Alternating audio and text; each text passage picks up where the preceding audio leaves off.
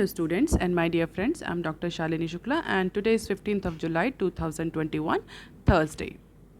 Inspiration of the day is striving for success without hard work is like trying to harvest where you haven't planted.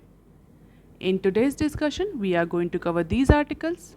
Let's start with article number 1 given on page number 1. Mastercards can't onboard new customers, RBI. बुधवार को reserve bank of India ने global card player master card Asia Pacific limited company को 22 जुलाई के बाद से नए customer add करने से मना कर दिया है। क्यों मना कर दिया है? Because of the non compliances with local data storage guidelines. So Mastercard is the third entity. ये तीसरी ऐसी कंपनी है पेमेंट की जिसको आरबीआई ने रिस्ट्रिक्ट किया है, मना किया है कि अब इंडिया से जो और डोमेस्टिक कस्टमर हैं वो आप अपने नेटवर्क में नहीं ऐड करेंगे। पहली दो कंपनीज कौन सी थी? American Express and Diner Club International. इन दोनों कंपनीज़ को पहले आरबीआई ने रिस्ट्रिक्ट किया था कि अब वो इंडिया से कोई भी नए कस्टमर अपने नेटवर्क में नहीं ऐड करेंगे। अब तीसरी कंपनी है master card Asia Pacific. Master card हम सभी को पता होगा, इसके क्रेडिट कार्ड्स आते हैं, डेबिट कार्ड्स आते हैं। मास्टर कार्ड के बेसिकली ग्लोबल कार्ड प्लेयर है मास्टर कार्ड। तो नॉन कॉम्प्लायंस है, लोकल डेटा स्टोरेज की जो नई गाइडलाइंस आई थी उसको लेकर के मास्टर कार्ड ने नॉन कंप्लायंसेस शो किया, उनको मानने से मना कर दिया, जिसके बाद आरबीआई ने मास्टर कार्ड को फर्दर कस्टमर ऐड करने से या हम सीधे अगर इसको ऐसे बोलें कि इंडिया में और बिजनेस एक्सपेंड करने से मना कर दिया है। So in a statement that is issued by RBI has said enough opportunities, enough time has been given to MasterCard for compliances of the local data storage guideline. Instead of it, the entity has been found to be non-compliant with the direction on storage of payment system data. हालांकि RBI ने ये भी clarify किया है कि ये जो ban है, this ban is only on adding the new domestic customer, जो ऑलरेडी एग्जिस्टिंग कस्टमर हैं, जो ऑलरेडी अवेलेबल नेटवर्क है, जो एग्जिस्टिंग कस्टमर है, उनकी सर्विसेज पर कोई फ़र्क नहीं पड़ेगा, उनकी सर्विसेज वैसे ही कंटिन्यू रह सकती हैं। तो आरबीआई ने payment and settlement system act 2007 के सेक्शन 17 में जो उसको पावर इंस्ट्रक्ट करी है उसको यूज़ करते हुए मास्टर कार्ड को प्रोहिबिट कर दिया है नए कस्टमर ऐड करने से। इसके अलावा जो बैंक्स हैं और जो नॉन बैंकिंग लेंडर्स हैं उनको भी डायरेक्शंस दिए हैं कि वो मास्टर कार्ड के साथ काम करें for issuance of debit, credit and prepaid cards to adhere the RBI guidelines on storage of payment system data। लेकिन अभी फ़िलहाल के लिए मास्टर कार्ड को प्रोहिबिट कर दिया गया है। मास्टर कार्ड के अलावा और बड़ी कंपनीज भी इंडिया में पेमेंट गेटवे में काम करती हैं। कौन कौन सी? Visa and RuPay. Visa is the largest player in this space followed by Mastercard. तो Mastercard second largest player था और इसको बैन करने से प्रॉबेबली थोड़ा बहुत इम्पैक्ट तो आएगा पेमेंट सिस्टम या पेमेंट स्पेस पे, बट चूँकि ऑलरेडी जो एडेड कस्टमर हैं उन पर एप्लीकेबल नहीं होगा तो इतना ज़्यादा ट्रांजैक्शन की वैल्यू पर फ़र्क नहीं दिखेगा। और जो बेसिक कंटेंशियस इशू है उसमें यही है कि 2018 में लोकल स्टोरेज नॉर्म्स या डेटा जो भी पेमेंट सिस्टम से जो भी डेटा जनरेट होता है कंज्यूमर का, उसको लोकली स्टोर करने के लिए आरबीआई ने डायरेक्ट किया था और 3 एंटिटीज़ को इसी पर्टिकुलर ग्राउंड पे बैन किया जा चुका है क्योंकि उन्होंने इस पर्टिकुलर रूल को मानने से मना कर दिया। 2018 RBI issued guidelines saying all payment system provided have to store the entire data only in India। But companies के अपने कंसर्न हैं। कंपनीज़ का ये कहना है कि इंडिया में डेटा सिक्योरिटी लॉज इतने ज़्यादा स्ट्रिंजेंट नहीं हैं, डेटा सिक्योरिटी सिस्टम इतने ज़्यादा स्ट्रिंजेंट नहीं है, इतना ज़्यादा लीक प्रूफ नहीं है कि इस बात के चांसेस ना हो कि डेटा यहाँ से लीक नहीं होगा या डेटा यहाँ से स्टील नहीं होगा। तो अगर वो इंडिया में डेटा स्टोर करते हैं तो देयर आर चांसेस कि उनके जो कस्टमर्स हैं उनके प्राइवेसी या उनका फाइनेंशियल डेटा या उनकी इंपॉर्टेंट इन्फॉर्मेशन लीक हो जाए, ऐसा आर्ग्यूमेंट्स कंपनीज देती हैं। लेकिन फ़िलहाल के लिए आरबीआई ने 2018 में डायरेक्ट कर दिया था सभी कंपनीज़ को कि वो जो भी डेटा जनरेट होगा वो इंडिया में ही स्टोर होगा, इंडिया से बाहर स्टोर नहीं होगा। और 3 कंपनी कंपनीज ने नहीं माना, तीनों को ही रिस्ट्रिक्ट कर दिया गया है आरबीआई के द्वारा। अब देख लेते हैं article number 2 that is given on page number 4। DA hike to 28% for government staff, 10 million to benefit.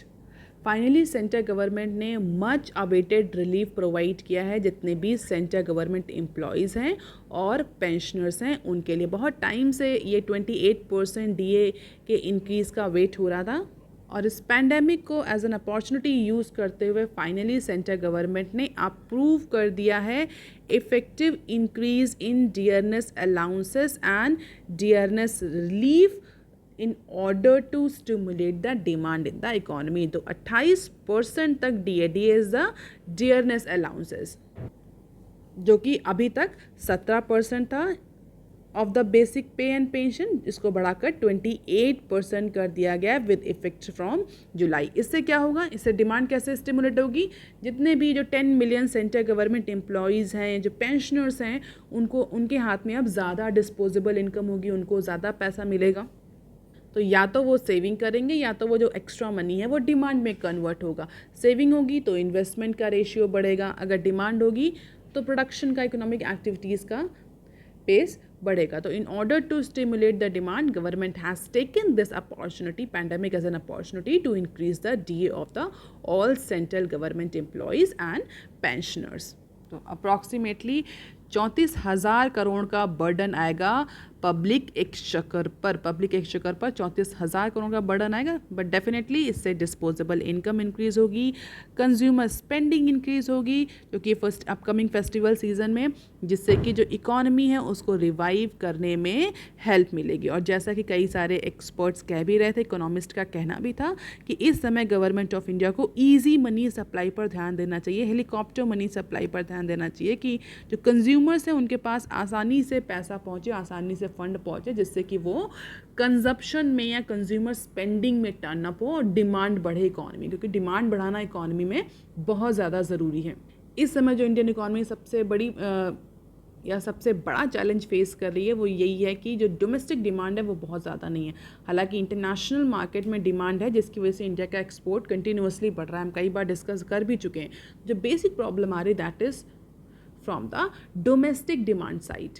और इस हाइक से 4.8 मिलियन सेंट्रल गवर्नमेंट एम्प्लॉयज़ और 6.5 मिलियन पेंशनर बेनिफिट होंगे, उनकी डिस्पोजेबल इनकम बढ़ेगी, जो कि इवेंचुअली कंज्यूमर स्पेंडिंग में टर्न अप होगी।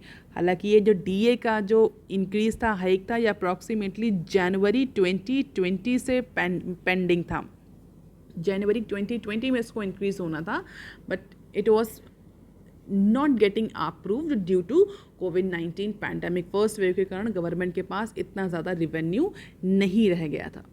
DA बढ़ाने के अलावा कुछ और इम्पॉर्टेंट डिसीजंस भी लिए गए कल, जिसमें 5-year extension for centrally sponsored scheme for developing infrastructure for judiciary has also been taken. 54,000 crore for leveraging the investment of dairy scheme. Rupees 4,600 crore financial implications of continuation of National Ayush Mission, and that is up to March 31st financial year 2026. इसके अलावा union cabinet ने scheme for promotion of flagging of merchant ship in India, इस scheme को भी approve किया है by providing the subsidy support to domestic shipping companies in global tender floating by ministries. Shipping industry में basically क्या होता है, कोई भी शिप उस पर्टिकुलर कंट्री का फ्लैग फ्लाई करता है जहाँ पर वो रजिस्टर्ड होता है और जो उसका टैक्स ज्यूरिडिक्शन होता है। And according to this approved scheme, subsidy of rupees 1,624 crore over the 5 years to domestic shipping companies will be given in global tender floated by ministries and center public sector enterprises into different areas। और ऐसा मानना है कि ये जो move है central government का, this will give the opportunity to shipping companies to invest in India's flagged vessels. और अगर हम शिपिंग इंडस्ट्री की बात करें इंडिया में, तो शिपिंग इंडस्ट्री इंडिया में बहुत टाइम से कॉम्पिटिटिव डिसएडवांटेज में थी because of certain structural issues because of taxation related issues, duty related issues जो कि केवल इंडियन फ्लैग्स पर अप्लाई होते हैं। तो इनको थोड़े से स्ट्रक्चरल इश्यूज़ को, टैक्सेशन रिलेटेड इश्यूज़ को रिमूव करने के लिए, मिटिगेट करने के लिए, शिपिंग इंडस्ट्री को कॉम्पिटिटिव बनाने के लिए गवर्नमेंट ऑफ इंडिया ने 1600 करोड़ की जो सब्सिडी है वो आगे आने वाले 5 सालों तक प्रोवाइड करने का भी अनाउंसमेंट किया है। And this is the subsidy support over the 5 years, assuming maximum outgo of 15% and estimated subsidy to be paid in terms of crore। तो अलग अलग मिनिस्ट्रीज़ के लिए बाइफर्गेशन दिया हुआ है, आप देख सकते हैं। डेफिनेटली ये नंबर याद करने की ज़रूरत नहीं है, it is just a glimpse.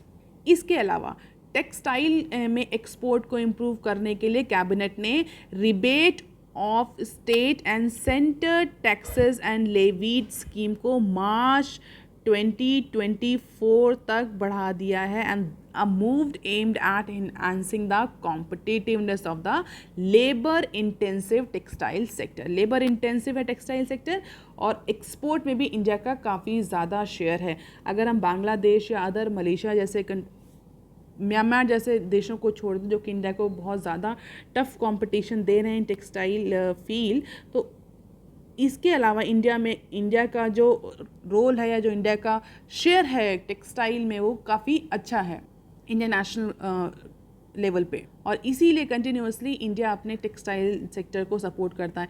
Apart from it, textile sector is also very labour intensive. Come capital investment में ज़्यादा एम्प्लॉयमेंट जनरेशन होता है। कुछ सेक्टर ऐसे होते हैं जो लेबर इंटेंसिव होते हैं, कुछ इंडस्ट्री या सेक्टर ऐसे होते हैं जो कैपिटल इंटेंसिव होते हैं।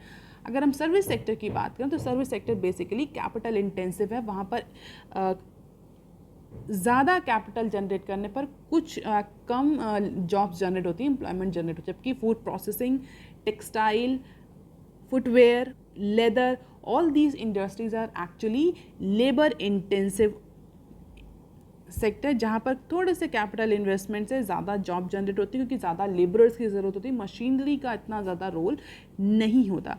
तो इससे गवर्नमेंट को 2 फ़ायदे होते हैं। एक तो इंटरनेशनल लेवल पे गवर्नमेंट के जो प्रोडक्ट्स हैं टेक्सटाइल के केस में वो कॉम्पिटिटिव होते हैं। दूसरा, डोमेस्टिक लेवल पे एम्प्लॉयमेंट जनरेशन भी होता है।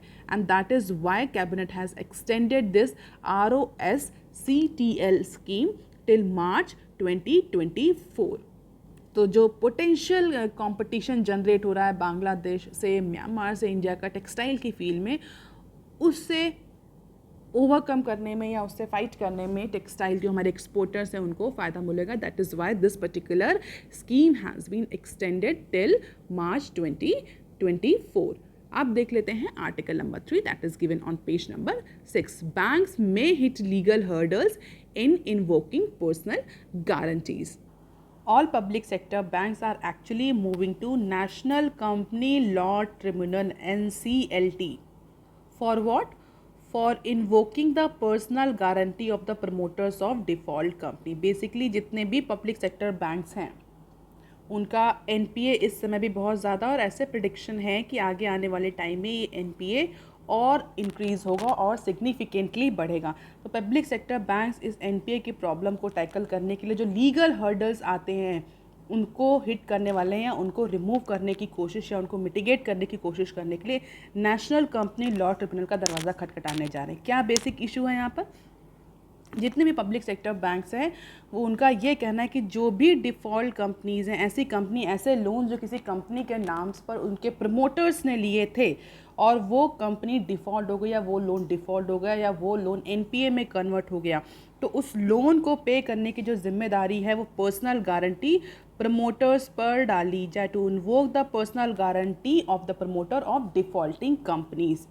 बट इस पर्टिकुलर पर्सनल गारंटी क्लॉज को इन्वोक करने के लिए जितने भी पब्लिक सेक्टर बैंक्स हैं जो मूव कर रहे हैं NCLT, उनको एक बहुत टफ और एक लिटिगस पाथ यूज़ करना पड़ेगा, क्योंकि invoking personal guarantee of promoters in case of defaulting companies are or is not very easy issue। क्यों? क्योंकि जितने भी promoters हैं, जो भी promoters हैं, they have not even registered their assets under their names as पर द ऑडिटर्स एंड लॉयर्स। तो जो भी प्रमोटर्स हैं कंपनी के, डिफ़ॉल्टिंग कंपनीज के, जिन्होंने लोन अपना रीपे नहीं किया है, उन सभी प्रमोटर्स ने अपने पर्सनल नाम से कोई भी असेट रजिस्टर नहीं करवाया था। तो बैंक्स के लिए ये एक बहुत बड़ा चैलेंज है कि वो पर्सनल गारंटी इन्वोक कर पाएँ, क्योंकि प्रमोटर के नाम से कोई असेट है ही नहीं, उनकी फैमिली मेम्बर्स के नाम से होगा या किसी और थर्ड पार्टी के नाम से है। प्रमोटर्स के नाम से कोई भी असेट नहीं है एज पर the auditors and lawyers. Even कुछ फॉरेन बैंक्स ने तो प्रमोटर्स की जो पर्सनल गारंटी है उसको इन्वोक करने के लिए डिटेक्टिव्स भी हायर किए थे to gather the information on promoters assets, not only in India but in overseas places also, but very few Indian banks resort to such measures. तो जो recent decision आया था सुप्रीम कोर्ट का, कि supreme court ने direct किया था या अलाउ कर दिया था बैंक्स को कि वो जो प्रमोटर्स हैं, कॉरपोरेट डेटर्स हैं, उनके प्रमोटर्स पर पर्सनल गारंटी इन्वोक कर सकते हैं। After Supreme Court paved the way for invoking personal guarantee of corporate debtors in May, several lenders have moved to NCLT to recover the dues from the defaulters. But the basic issue here is that promoters have not registered any asset under their name. तो जब उनके नाम से कोई asset registered है ही नहीं, चाहे वो लैंड हो, चाहे वो मशीनरी हो, चाहे वो कोई मनी हो, कोई सिक्योरिटी हो, तो बैंक्स पर्सनल गारंटी इन्वोक करके भी क्या कर पाएंगे?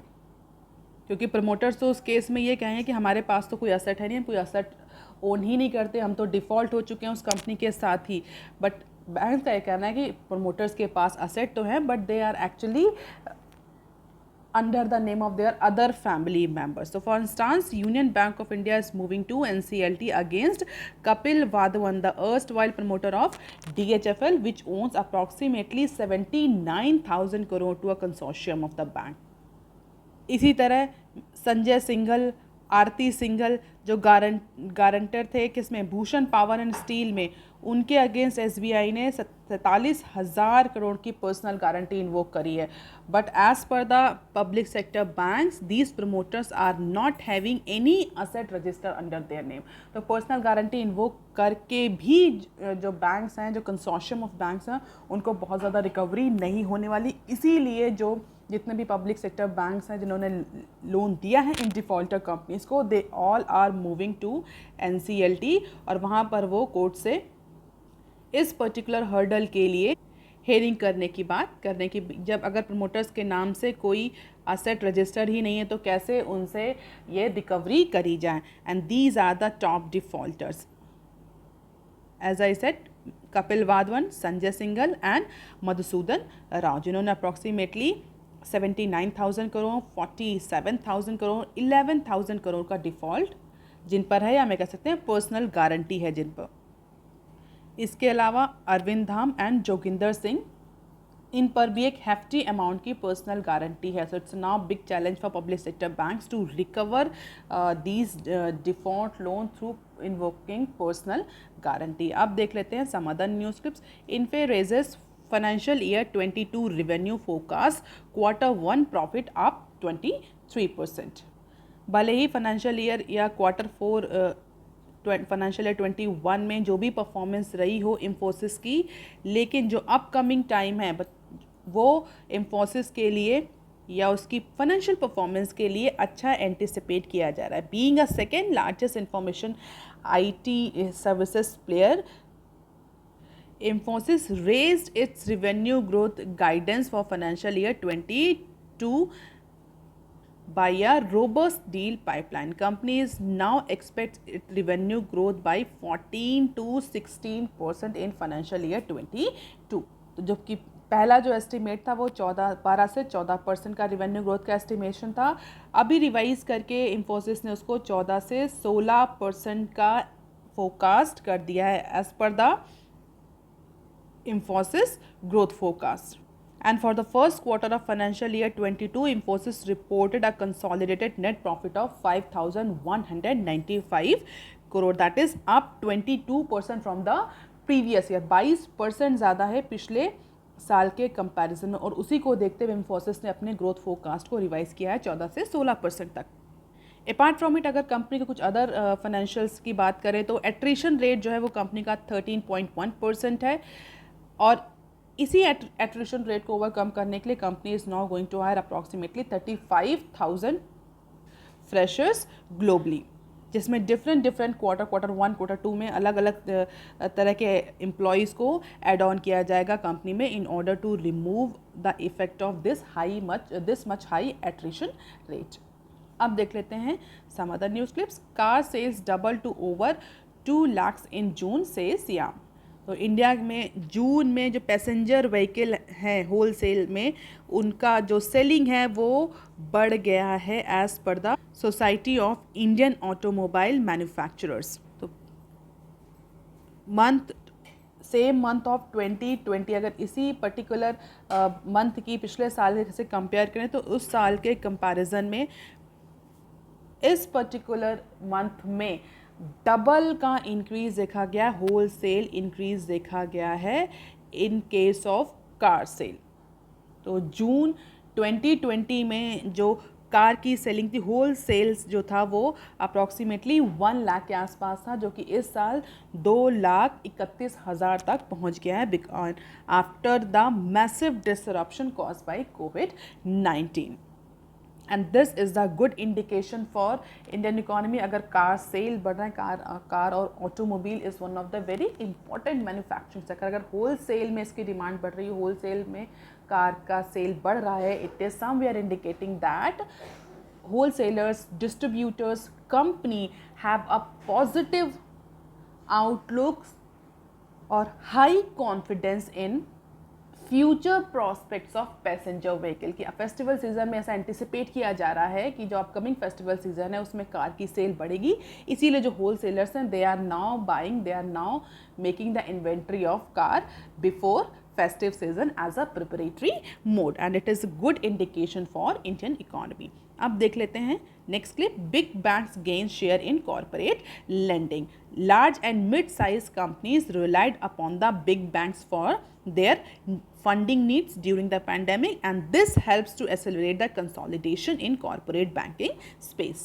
तो अभी रिसेंटली एक रिपोर्ट पब्लिश हुई है coalition Greenwich as a part of rating agency Crisil, और उसके अकॉर्डिंग जो भी large and mid size companies हैं वो बड़े बैंक्स को ज़्यादा प्रेफर कर रही हैं अपने फंड रेजिंग एक्सरसाइज के लिए या फंड रेज करने के लिए, जिसमें कंपनीज़ ने कहा है कि State Bank of India has done the best job in helping them to mitigate the COVID impact among the private sector. Axis Bank and HDFC has provided the most funding support to these companies. अगर foreign banks की बात करें तो Citi Bank और HSBC banks were their top funding sources.